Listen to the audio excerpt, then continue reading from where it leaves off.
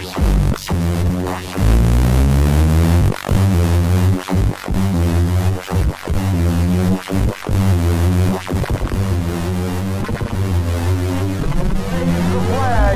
the United States battleship Arizona.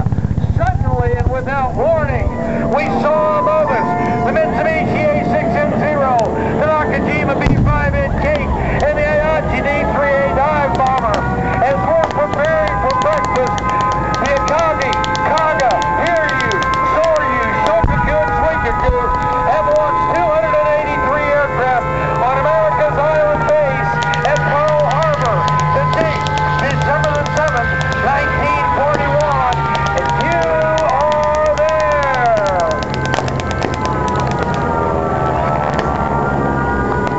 The Mitsubishi A6M0, the fastest aircraft in the Pacific Theater at that particular time.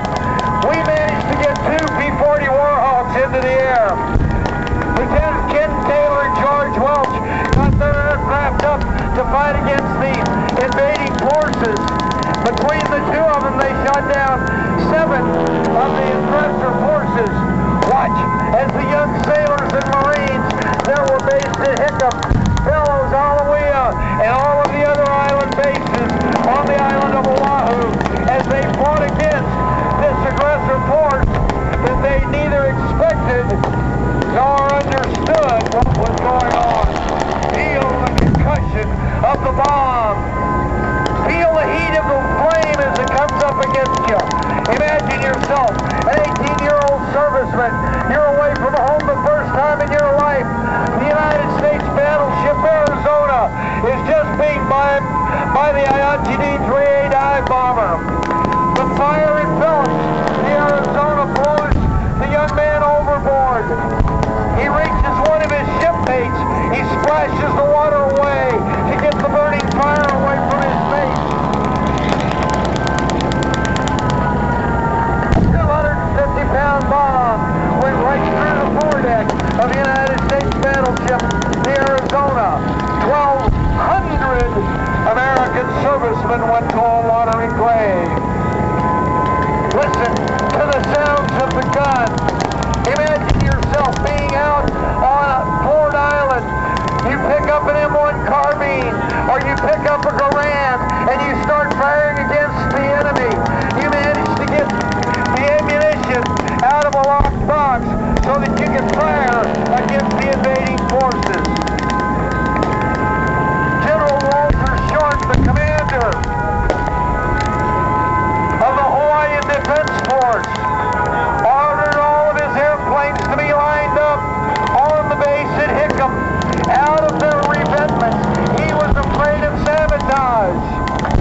He put them right out on the runway so the invaders could wipe them out. I talked to a young serviceman one day. He said, Ken, I was on Hickam that morning. I had a 45 caliber pistol in my hand. They were so close to me I could see the whites of their eyes. It was almost as they were smiling at me before unloading their guns at Hickam Field.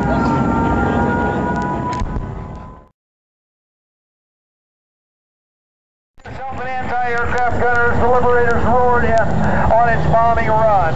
The attack lasted less than half an hour, but during that half an hour, over 300 tons of explosives were dropped on Ploesti refineries. 5 Congressional Medals of Honor were awarded to the pilots and crews who flew the Ploesti mission.